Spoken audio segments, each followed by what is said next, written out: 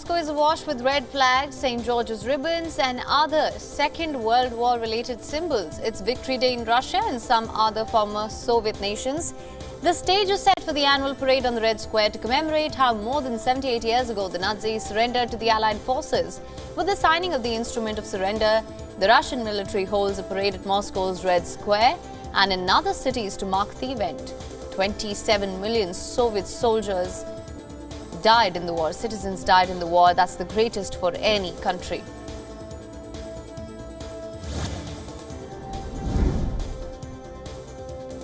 Palestinian officials claim 3 senior Islamic Jihad commanders and at least 6 civilians, including children, were killed in Israeli airstrikes. The Israeli military says it launched airstrikes against the militant group in the Gaza Strip. The death of a Palestinian hunger striker in Israeli custody triggered several hours of cross-border fighting between Israel and armed groups in Gaza last week. The airstrikes marked the latest incident in more than a year of surging violence. Repeated Israeli military raids and escalating settler violence in the occupied West Bank.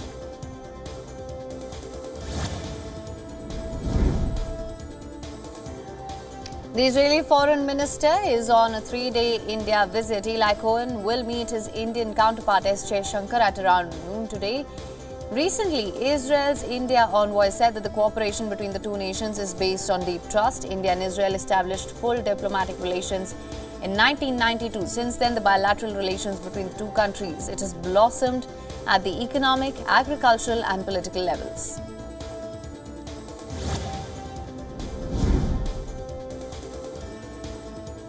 Chinese Foreign Minister Qin Gang held talks with U.S. Ambassador to China Nicholas Burns, where he said that a series of erroneous words and deeds by the U.S. had placed relations between the two superpowers on cold ice. But he asserted that stabilizing ties, it is a top priority for Beijing. The Chinese Foreign Minister's meeting with Nicholas Burns in Beijing is one of the highest-level meetings between the two nations since Washington shot down an alleged Chinese spy balloon over the United States this year.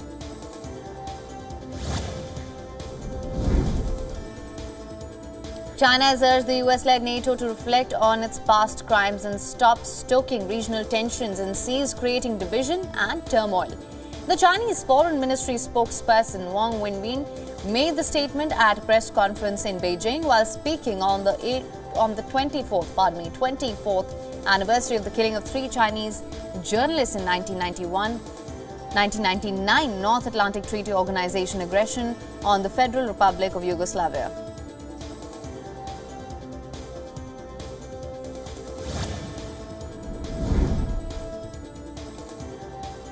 The Biden administration wants airlines to pay passengers in the United States for lengthy delays. President Biden and Transportation Secretary Pete have announced the start of a rule-making process regarding this. Now, this comes just weeks before the start of the peak travel season in summer. Under this, the airlines would have to compensate passengers for delays. They have to pay for their meals and hotel for delays within the airline's control. President Biden, while announcing, said, American air travelers deserve better.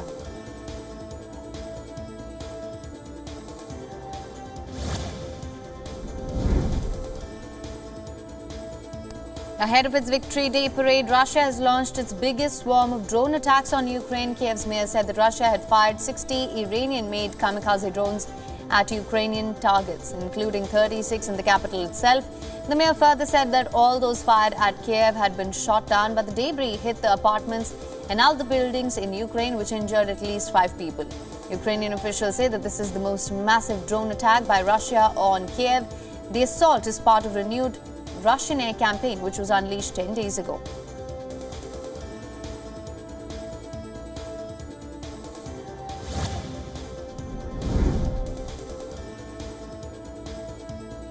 Sudanese special envoy said that the Sudanese army is in full control of the situation in Sudan. He made these comments after meeting with South Sudan's president.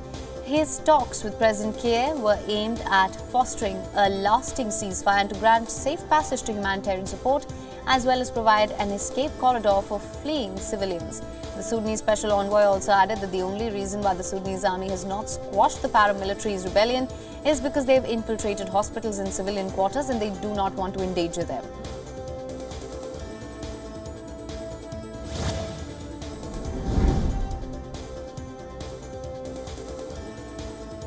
A light aircraft in Ecuador crashed, killing the pilot and a passenger. The Ecuadorian General Directorate of Civilian Aviation said another passenger was injured in the crash and is currently in the hospital. The light aircraft in Cessna 182 crashed in the vicinity. Authorities are yet to confirm what caused the plane to come down.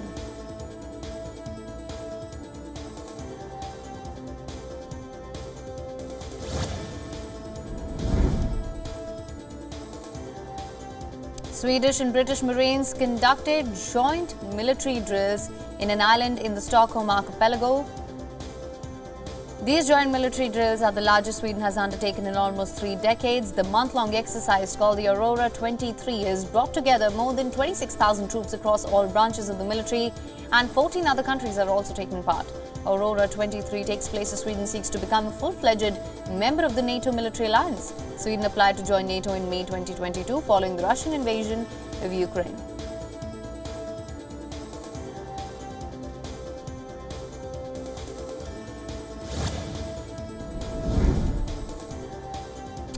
A Texas man accused of mowing down a group of pedestrians with his car near a homeless shelter in Texas has been charged with 8 counts of manslaughter. The driver, identified as 34-year-old George Alvarez, ran a red light, lost control of his vehicle, hit 18 people as the SUV flipped on its side on the 7th of May. He was also charged with 10 counts of aggravated assault with a deadly weapon. Police reported that the driver attempted to flee the scene after impact but was held down by several bystanders. This incident occurred outside a shelter for the homeless used by migrants.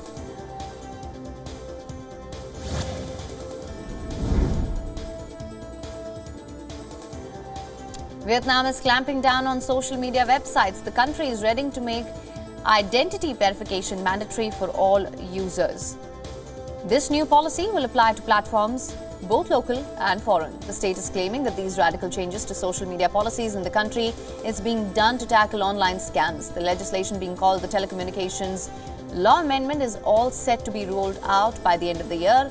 All unverified accounts on sites such as Facebook, YouTube, TikTok will also be dealt with. However, the legislation will need to be greenlit by the Vietnamese parliament before it comes into effect.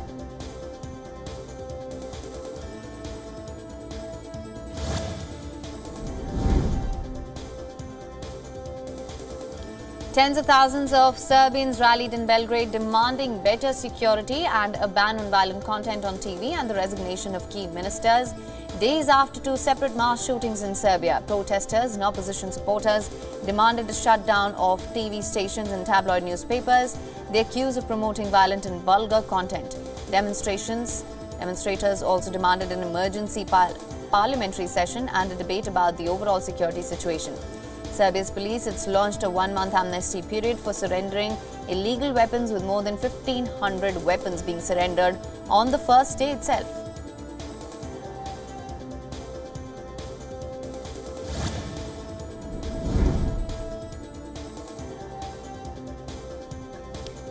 There are currently 98 active wildfires, out of which 27 are considered out of control in Western Canada. More than 963,000 acres of land has been charred by the wildfires. Alberta's Premier Danielle Smith has announced the Canadian government will be providing a one-time emergency financial aid to nearly 30,000 residents who had to evacuate their homes due to the wildfires. Every adult who's been evacuated and displaced for 7 consecutive days will receive $1,250 along with additional $500 for each dependent child under the age of 18. Alberta is in a state of emergency with the highest alert level in place.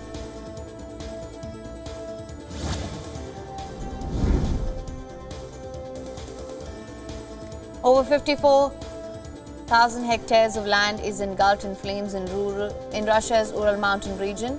Due to wildfires, more than 4,800 firefighters have been battling the blaze, with some 6,000 volunteers helping them. The head of Russia's Federal Forestry Agency said that he expects most major fires in the region to be contained and put out within a couple of days.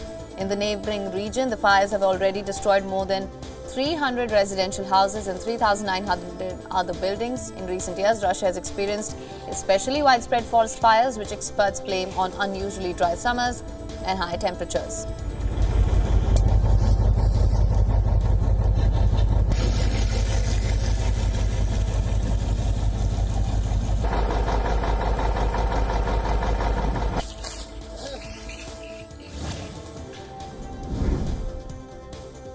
Two pilots in Kenya conducted a daring rescue in which they plucked a trapped tanker driver from floodwaters of the Kenyan Sabaki River. The river had been trapped for a number of hours as the floodwaters rose, with onlookers watching helplessly from the sidelines. The tanker had been pushed onto its side and engulfed when a flash flood hit suddenly. Flooding in the area is a constant threat during the rainy season.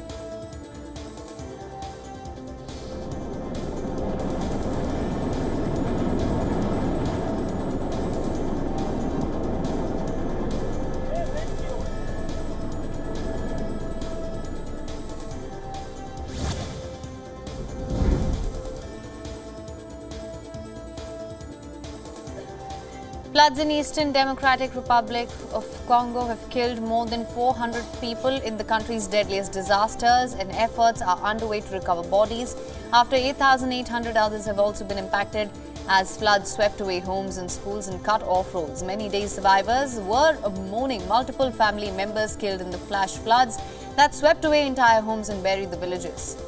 Humanitarian workers, they've spent days recovering mud-caked bodies from the wrecked villages, where days of torrential rain triggered landslides and caused rivers to break their banks.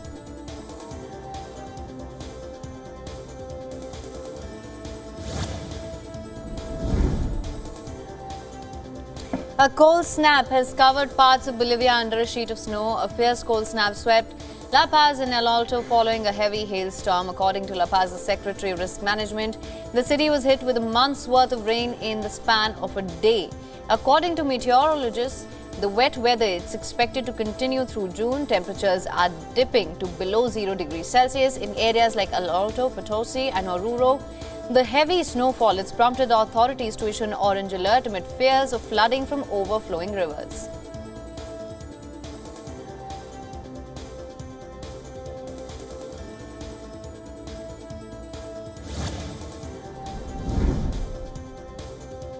Australian painter Gustav Klimt's work is set to go on auction later this month. Painted at the beginning of the 20th century, this particular work depicts the iridescent waters of Austria's Atta Lake and is the only landscape of this subject by Klimt remaining in private hands. Klimt's works are usually sold upwards of $45 million. Additional highlights set to include in this auction will be paintings from maestros such as Vincent van Gogh, Sir Peter Paul Rubens and Picasso.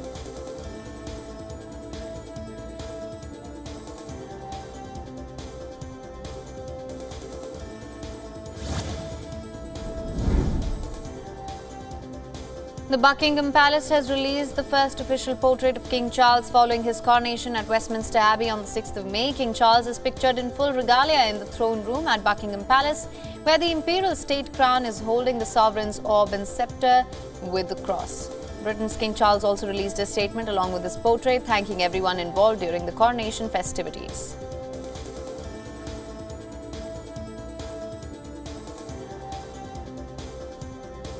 WION is now available in your country. Download the app now. Get all the news on the move.